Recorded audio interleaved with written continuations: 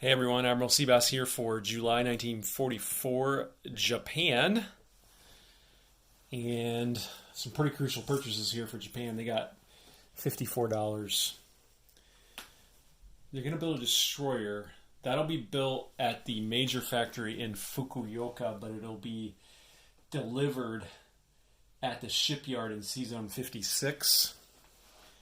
A AAA for Fukuoka. 2 fighters, 2 mountains, and a AAA for Tokyo. 2 light tanks for Saigon, and also a $1 militia for Tokyo as well. So Japan has limited options. Right here, they're going to convoy FEC again. Like that. Over here, in this eternal game of ping pong, we will come in here with 2 more, into Burma with 2 more mechs, and also this tactical. He'll have 3 left in his fuel tank. You can see, though, this ping pong game is starting to swing towards Japan here because FEC has 1 tank left in Calcutta, and they have to decide whether they're going to go this way or that way with it.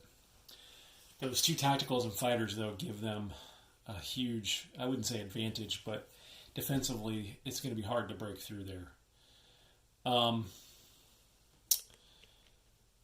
Up here, we're going to do kind of a split thing. We've got 3 income territories here. We're all 2 away from here, and we can't blitz, so we might as well divide and then recombine next turn, and then for a final hit into here if necessary on the last turn. So we'll bring 1 mech here. We'll take another mech here. We'll take the tank and the mech into here, and they'll be supported by this guy who will go 1, 2, 3, 4. And he'll actually have 2 movements left in his fuel tank. He's in an airbase, and Japan has long-range aircraft. So let me grab some chips for Japan. Because 2 of those are walk-ins. That's a walk-in. That's a walk-in. So Japan's up 2. From 44 to 46, Russia's down 2 from 7 to 5. But Japan can't collect that money this turn, so I'm going to mark, as I have been, the newly captured Russian territories under $2 of markers there. And now we've got the big one. And you can see I've moved the Anzac Navy off the board here. I am going to come up and hit the Anzac Navy, and I'm also going to try to take Eva Jima back, and it's going to be tough. But I've got to make the U.S. choose here between going at Tokyo, which is going to be really hard, or hitting my Navy here, which is also going to be hard. But if they do hit Tokyo, I have most of my capital ships intact, and I can hit the U.S. next turn if that fleet's sitting in here, where by and large they won't be protected by as much air as they could be. And so I want to make the U.S. make that choice. The reason I need to land, I need to take Iwo Jima in the process, is because the U.S. has these jet fighters over here. And if I don't take Iwo Jima and the U.S. chooses to attack my fleet in Sea Zone 65, these jets could go 1, 2, 3, 4, 5, attack my fleet, and then land on Iwo Jima. So I want to deny them a landing spot. And so what I'm going to do here, and it's part of the reason that I bought 2 fighters, is because I'm going to move all of this stuff into here like that. And we're also going to come with the SNLF and the infantry. And this is going to be tough. And if they get 2 hits on the first round, it's done regardless. So I I need to have a bombardment hit or two here, supported by as much air power as I can get in order to make this work. So I'm going to be splitting my forces here between the force that's going to go after the Anzac Navy, which is already on the board, and the naval forces that will be supporting with a bombardment. I also need to figure out how many of these planes I am bringing into the naval battle here versus air support for this battle. And part of the reason that matters too is because the Anzac has a light cruiser and a fighter here. So I don't want to lose too many planes that I can't replace. So I'd ideally like to take only 2 planes into the naval battle. But the problem is I also don't want to lose too many ships in the process either. So this destroyer is definitely coming in. And you know what? He could bring a mountain infantry, but do I want to deplete Tokyo? I don't think I do. So this destroyer is definitely coming into the naval battle to act as a casualty, meat shield. So let me figure out what else is coming in here and divide my forces. Okay, here's my division of forces. One of the battleships in the Yamato will be shore bombardment. We're allowed 2. And the Yamato is a 5 shore bombardment, and the regular battleship is a 4. I took 3 fighters and the guards fighter to support the land battle as well. Everything else, including a couple of aircraft from Tokyo, are going to support the naval battle here. So that's the way we're going to do it. And I'm also bringing in that escort carrier as a meat shield. So let's go ahead and get started here. And the light cruiser gets 3 shots at 3 or less against these planes. So let's see what they can do. No hits. Lucky, lucky Japan compared to what else has happened in this game. Okay, 2 destroyers at 4 or less. No hits. 2 fighters, air superiority, 6 or less. 1 hit, so the Australian fighter has to be taken. 2 cruisers at 6 or less. That's 1 more hit. 2 tacticals at 7 or less. 1 more hit, no target selects. This could be a lot better. 2 battle cruisers at 7 or less. There's 1 hit and 1 target select, which I'll save until after my battleships roll. And now I need 2 battleships at 8, and they both hit as well.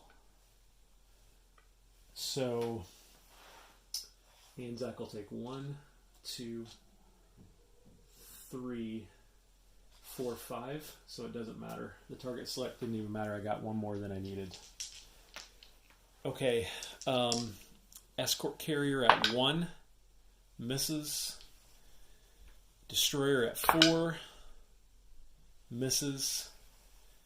Light cruiser at 5, hits. Fighter at 6, air superiority, also hits. So I can lose a tactical or a fighter. I think I'll lose a tactical because they defend worse, right? So put him back here like that. Actually, it doesn't matter. I'll take that off and he's gone because he's already shot. And then I've got 2 cruisers at 6 or less. Oh my gosh, they both miss. So Japan only has to lose 1 thing and they'll lose the escort carrier. So massive victory for Japan. They lost a tactical and an escort carrier and they took out all that stuff for Anzac, and that's what they have left. So let me clean that up and I'll be back. Okay, now we're going to do this amphibious assault here. And first we're going to do these shore bombards, which are pretty critical to see what happens here. So the Yamato class at 5. Oh, misses. The regular battleship at 4. And he hits. So if you are the FEC, you're probably going to lose the artillery because it defends worse than the infantry. So now we have the actual amphibious assault. We have a regular infantry and an SNLF infantry. The regular infantry will shoot at 2, and the SNLF will shoot at 3. So the 2 will be the green dice, the red will be the regular infantry will shoot at 2 on the green dice.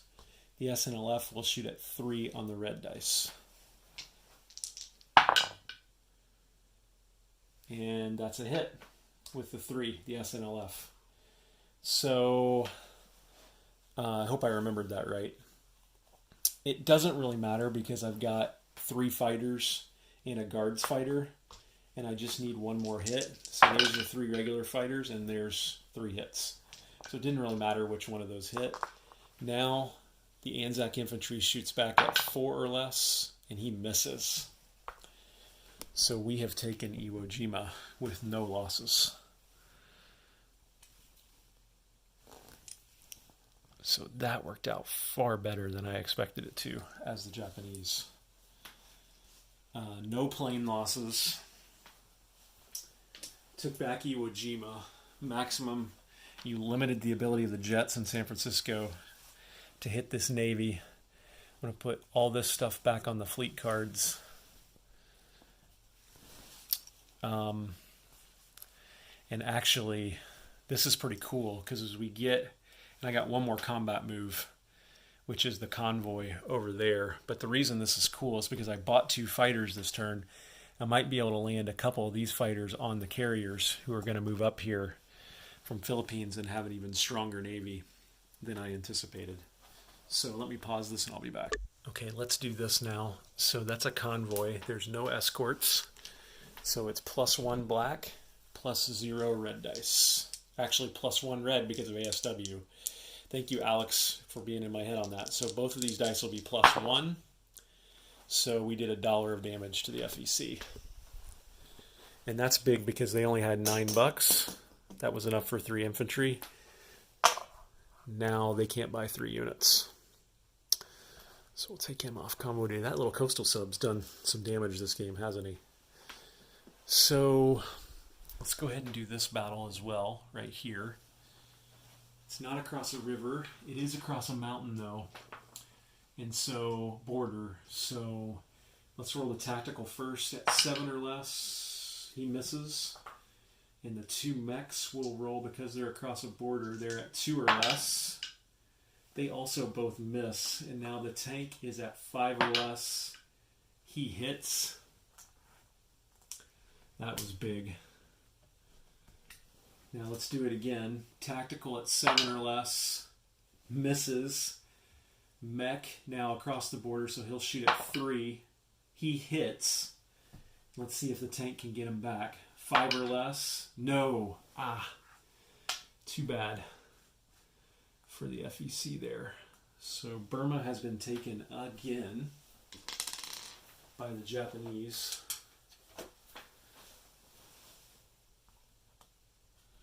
That's a buck, right? Yep, that's a buck.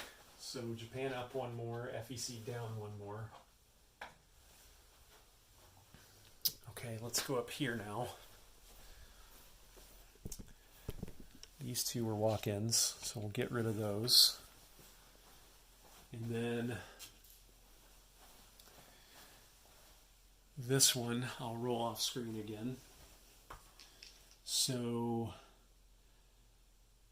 let's just roll the tactical first. 7 or less. Hits. Militia back at 2.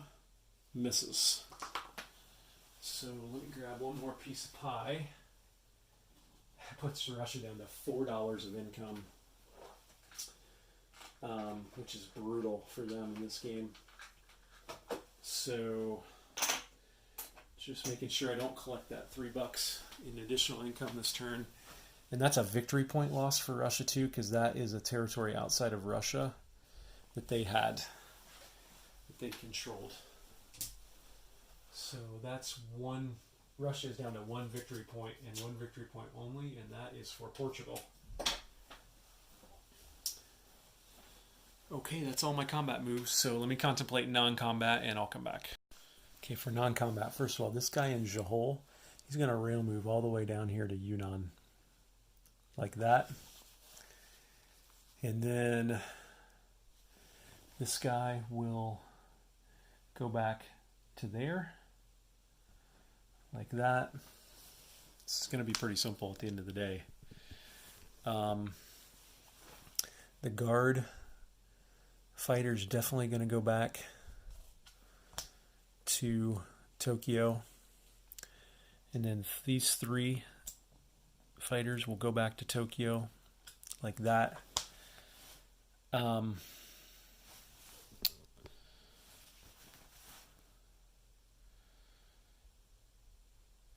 Yeah, I think we will do that.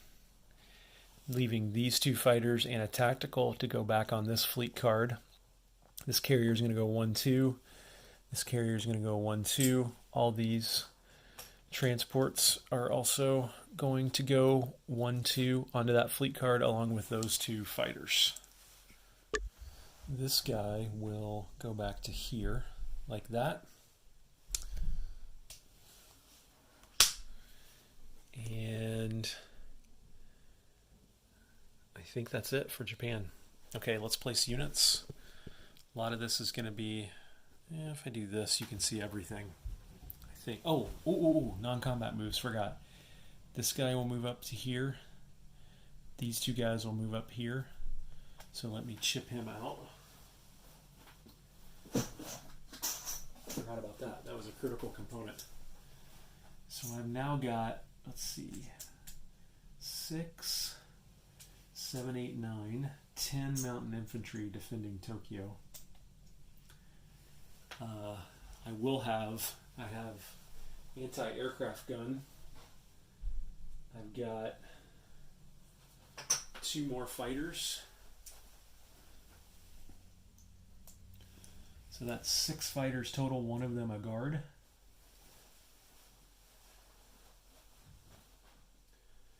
I've got 2 more mountain infantry, which I need a chip for.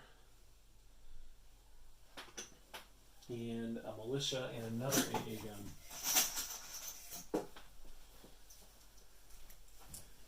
There's another $1 meat shield militia. 2 more mountains. Sorry about this, everybody. These chips don't always stack as neat as you would like them to. And then another AA gun here. And then, so that's 3 things I moved in, 5 I built there. Destroyer built by this factory at this shipyard that serves as a blocker. And then way down here in Saigon, 2 light tanks. And last but not least, another AA gun right there. So that's it for Japan. And let's come over here and talk about income. Japan's at 48, but they've got $3 here. And actually, did they save a buck? I think they saved a buck. So they got $3 here they can't collect. So they're at 48 in base income. And they have Malay and Philippines. So that's 4 more, that's 52. And then they get the 6 Chinese territories. So that's 58. So that's $59 Japan will have to spend next turn.